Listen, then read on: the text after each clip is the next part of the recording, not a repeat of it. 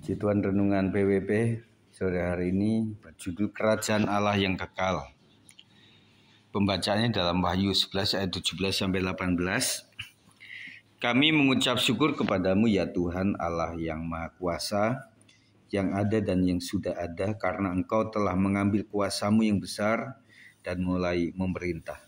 Dan bangsa-bangsa menjadi marah, tetapi amarah-Mu telah datang, dan saat bagi orang-orang mati untuk dihakimi, dan untuk memberi upah kepada hamba-hamba-Mu, nabi-nabi dan orang-orang kudus, dan kepada mereka yang takut akan nama-Mu, baik orang kecil maupun orang besar, dan untuk membinasakan barang siapa yang membinasakan bumi. Dalam kehidupan ini kita sering melihat ketidakadilan dan kejahatan yang merajalela. Banyak orang bertanya di manakah keadilan Tuhan? Atau mengapa orang jahat seolah-olah semakin berkuasa? Namun firman Tuhan dalam Wahyu 11 ayat 17-18 memberikan kita pengharapan bahwa Allah adalah Raja yang berkuasa dan akan menyatakan keadilannya pada waktu yang telah ditetapkan. Sebagai renungan, yang pertama, Allah yang Maha Kuasa telah memerintah. Ayat 17 menyatakan bahwa Allah telah mengambil kuasanya yang besar dan mulai memerintah. Ini adalah pengingat bahwa meskipun dunia tampak kacau, Allah tetap berdaulat. Saya ulang, ini adalah pengingat bahwa meskipun dunia tampak kacau, Allah tetap berdaulat. Dia tidak pernah kehilangan kendali atas dunia ini. Sebagai umatnya, kita dipanggil untuk tetap percaya bahwa rencana Tuhan akan digenapi dengan sempurna. Ketika terjadi keputusan di sebuah organisasi yang besar, misalnya PBB gitu ya, atau mungkin Amerika gitu ya, sedang memutuskan sesuatu, kita kadang-kadang merasa takut gitu loh. Wah, dunia mau dibawa kemana gitu ya.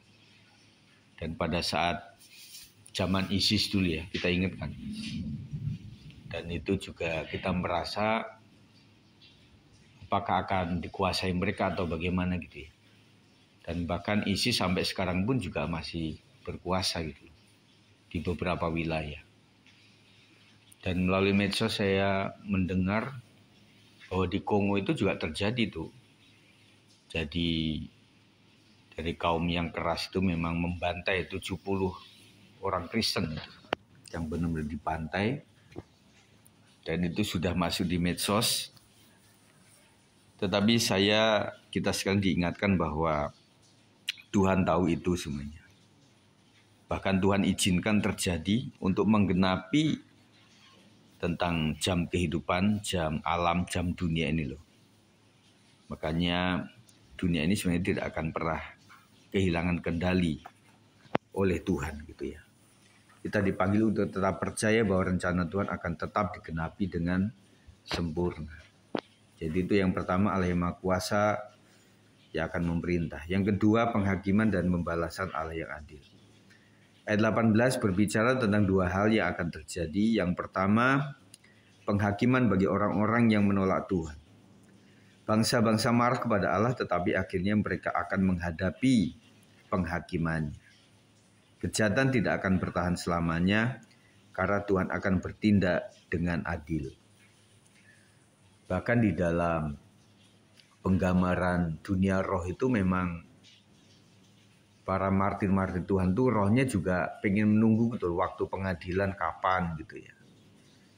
Tapi salah satu gambarannya ya malaikat bicara kepada orang tersebut belum waktunya. Karena ada hitungan yang sudah Tuhan tentukan untuk para martir gitu loh. Teman-teman mereka itu sampai genap gitu ya. Jadi memang waktu Tuhan itu akan digenapi sesuai dengan yang sudah diaturnya gitu loh. Dan bahkan manusia tidak bisa mengubah itu gitu loh. Nah ternyata dunia roh pun juga mengalami penantian-penantian seperti itu. Mereka itu rohnya itu kan merasa kapan ya namanya kuasa gelap itu atau kejahatan itu segera akan dibalaskan oleh Tuhan gitu loh. Mereka udah gak betah gitu ya. Tetapi Tuhan katakan ya kita sesuai waktunya saja lah. Tetapi tetaplah bahwa kejahatan itu tidak akan bertahan selamanya. Karena Tuhan akan bertindak dengan adil. Jadi nanti baru tahu bahwa ketika Sang Mesias Yesus itu benar-benar datang sebagai penguasa, betul. Yang sering kita nyanyikan itu bahwa semua lidah akan mengaku, semua lutut akan bertelut gitu. Semua bahwa Yesus adalah Tuhan gitu. Jadi para penyangkal siapapun juga seperti itu. Itulah ya yang namanya kejahatan itu. Jadi salah satu pelajaran yang saya juga terima itu daripada setan asal mulanya daripada Lucifer itu. Dan bahkan Lucifer sendiri itu kagum dengan dirinya. Jadi kagum dengan dirinya kok mungkin dia semacam bercermin itu, wah aku kok hebat, aku kok mulia gitu. Nah, awal daripada kesombongan. Jadi Yesus sudah kasih waktulah, jangan kau seperti itu gitu. Karena nanti sombongmu itu akan menjatuhkan engkau gitu. Tetapi tetap saja. Karena dia Lucifer itu seperti kumpulkan teman-teman malaikat yang lain. Dia bilang, kita itu mulia loh teman-teman semuanya. Kenapa sih cuma Allah yang disembah gitu? Kita kan juga punya hak untuk disembah gitu. Nah, akhirnya itulah makanya Lucifer ketika jatuh itu memang membawa teman-temannya juga. Dan itu luar biasa. Jadi Lucifer itu memang agung mulia. Dan itu juga pemberian dari Tuhan yang Maha Kuasa gitu. Tuhan ingatkan lagi kepada para malaikat itu, malaikat kamu itu sadar bahwa semua kemuliaan itu datangnya dari Tuhan, dari Allah sendiri. Kamu jangan sombong, jangan sampai kamu pengen disembah seperti Allah sendiri gitu loh. Nanti kamu akan jatuh. Dia itu diingatkan gitu ya. Tetapi ya tetap saja lah. Akhirnya ya jatuh ya sudah. Kembali ayat 18 berbicara tentang dua hal yang akan terjadi. Yang pertama penghabisan bagi orang-orang yang menolak Tuhan. Yang kedua upah bagi orang-orang yang percaya. Tuhan akan memberi upah kepada nabi-nabi, orang-orang kudus, dan semua yang takut akan namanya, baik besar maupun kecil. Tuhan akan memberi upah kepada para nabi-nabi, kemudian orang-orang kudus, dan semua orang yang takut akan nama Tuhan, baik besar maupun kecil. Maksudnya ada orang yang takut kepada Tuhan itu, ada yang masa kecilnya sudah meninggal, tetapi ada juga yang sudah memang usia sudah tua gitu ya meninggal. Jadi besar maupun kecil itu akan diberikan upah oleh Tuhan. Ini adalah janji bahwa iman dan kesetiaan kita kepada Tuhan tidak akan sia-sia. Jadi kita harus ingat terus bahwa penderitaanku itu enggak sia-sia. Nanti ada upah khusus yang daripada Tuhan. 3. Panggilan untuk tetap setia. Mengingat bahwa Allah akan menghakimi dunia dan memberikan upah kepada umatnya, kita dipanggil untuk tetap setia dalam hidup kita. Jadi yang sering membuat kita nggak setia itu adalah seperti pembanding gitu. Jadi kita dilupakan akan upah surgawi, kita diiming-iming dengan upah duniawi. Saya teringat kepada kejatuhan, maksud saya adalah ketika Yesus sedang berpuasa di padang gurun. Bagaimana iblis membawa Yesus itu kepada kesenangan-kesenangan untuk memerintah, untuk harta benda dan sebagainya.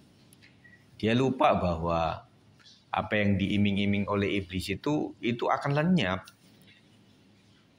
Ya iblis pasti tahulah itu akan lenyap. Tetapi kan digoda gitu loh Yesus itu. Dalam keadaan puasa berhari-hari, sedang lapar, sedang lemes begitu ya. Nah biasanya orang yang sedang lapar itu mudah digoda. Mengapa salah satu yang dilakukan oleh penjajah di Indonesia itu adalah membuat masyarakat Indonesia lapar gitu. Kalau sudah lapar itu disuruh apa juga mau gitu loh. Disuruh divide et impera itu kan pemecah belah gitu. Jadi antar kepala desa sama kepala desa, raja dengan raja, pangeran dengan pangeran dipecah belah begitu ya. Nah, itu sangat mudah gitu. Jadi diomong A sini, di sini diomong B gitu ya. Akhirnya A bilang, wah kurang ajar tuh si B gitu ya. Akhirnya si B juga, wah kurang ajar si A itu. Padahal si A sama B nggak lakukan apa-apa gitu. Jadi dalangnya kan begitu. Nah, kalau orang udah haus, lapar, apalagi dengan kekuasaan itu mudah untuk dihancurkan gitu. Jadi panggilan untuk tetap setia tetap dilakukan oleh Tuhan. Mengingat bahwa Allah akan menghakimi dunia dan memberikan upah kepada umatnya, kita dipanggil untuk tetap setia dalam hidup kita sekalipun ada tantangan, penderitaan dan ketidakadilan. Kita harus terus hidup dalam takut akan Tuhan dan melakukan kehendak-Nya. Jadi sebagai anak-anak Tuhan itu betul sekali jadi kayak seperti domba di tengah-tengah serigala. Siapapun yang baik daripada anak-anak Tuhan itu selalu dikucilkan, selalu ingin dilenyapkan gitu. Kita ingatlah tokoh-tokoh Kristiani yang begitu baik itu karirnya nggak cemerlang, teman-teman semuanya. Bahkan kita akan mengingat sejarah ada polisi yang paling jujur, Pak Hugeng ya. Pak Hugeng itu di zaman Pak Karno itu ada. Terus kemudian juga ada beberapa orang yang sampai sekarang lah. Nah termasuk si ibu yang saya bilang tadi kan. Itu sampai gimana diusahakan supaya mereka itu berpikirnya gini. Pokoknya Maluku Utara itu sejak zaman kerajaan Goa, sejak zaman kerajaan itu udah Muslim aja. Jadi mereka itu pakai seperti kita itu sudah ada pesanan wasiat dari leluhur kita. Sejak awal itu yang memerintah itu tidak ada yang suku lain kemudian agama lain. Semuanya mesti orang situ dan orang Muslim. Begitu kuat waktu itu ya. Akhirnya MK memutuskan itu ya akhirnya jadi ya. Dan dia sebagai gubernur termuda dan gubernur yang bersuku Tionghoa. Ya, itu luar biasa itu satu-satunya. Sekalipun ada tantangan, penderitaan dan ketidakadilan, kita harus tetap hidup dalam takut akan Tuhan dan melakukan kehendak-Nya. Kita sendiri nggak akan kuat, tetapi kita membutuhkan Tuhan. Penutup dan aplikasi renungan ini mengingatkan kita bahwa Allah tetap berkuasa dan akan menegakkan keadilannya pada waktu yang tepat. Oleh karena itu, mari kita yang pertama terus bersyukur atas kedaulatan Tuhan dalam hidup kita. Terus bersyukur karena ada kemenangan buat ucapan syukur, ya. Kemudian yang kedua, bertekun dalam iman dan tetap hidup dalam kebenaran. Selain bersyukur, kita tetap bertekun dalam iman dan tetap hidup dalam kebenaran. Yang ketiga, kita berdoa agar kerajaan Allah semakin nyata di dunia ini. Kiranya firman Tuhan ini menguatkan kita untuk terus berjalan dalam iman, menantikan penggenapan janji Tuhan dengan penuh pengharapan. Amin. Kita akan berdoa. Terima kasih Tuhan, kami percaya bahwa ada janji di dalam kesetiaan kami kepada Tuhan. Kami percaya ada waktu di mana Tuhan memang seperti membiarkan kejahatan dilakukan. Dan bahkan firman juga berkata, yang jahat teruslah jahat, tetapi yang kudus teruslah hidup kudus, supaya di situ ada hitam dan putih, bagaimana Tuhan akan menghukum yang betul-betul jahat di mata Tuhan. Tetapi Tuhan akan memahkotai, mengupahi orang-orang yang kudus, yang benar-benar kudus di hadapan Tuhan. Waktu adalah kesempatan, kami bersyukur Tuhan, jadikan kami menjadi orang yang setia, untuk menjadi pendoa syafaat yang kami terus berjuang. Kami harus menguasai diri kami, pikiran kami, perkataan kami, Tuhan, respon kami. Kami percaya Tuhan panggil kami tidak cuma menjadi pengikut Kristus, tetapi kami menjadi murid Kristus yang dewasa rohani kami, dewasa berpikir, dewasa berkata, dewasa merespon, dan ada hal-hal yang harus kami tanggung Tuhan sebagai pendewasaan buat kami.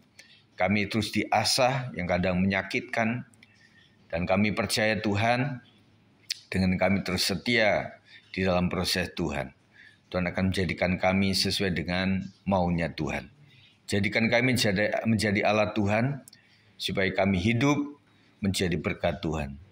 Ajarkan kami untuk menjadikan yang sementara menjadi bernilai kekal Tuhan, melakukan segala sesuatu bukan untuk manusia, tapi kami melakukan seperti untuk Tuhan, sehingga ada tanggung jawab, ada penyerahan diri, dan juga kami akan diproses menjadi seturut dengan kehendak Tuhan. Terima kasih, kiranya kami semuanya diberkati oleh Tuhan, menjadi orang yang setia untuk memerankan hidup kami menjadi terang dan garam dunia di tengah-tengah dunia ini Tuhan. Terima kasih, kami ucap syukur untuk firman Tuhan. Demi nama Yesus kami berdoa. Haleluya. Amin.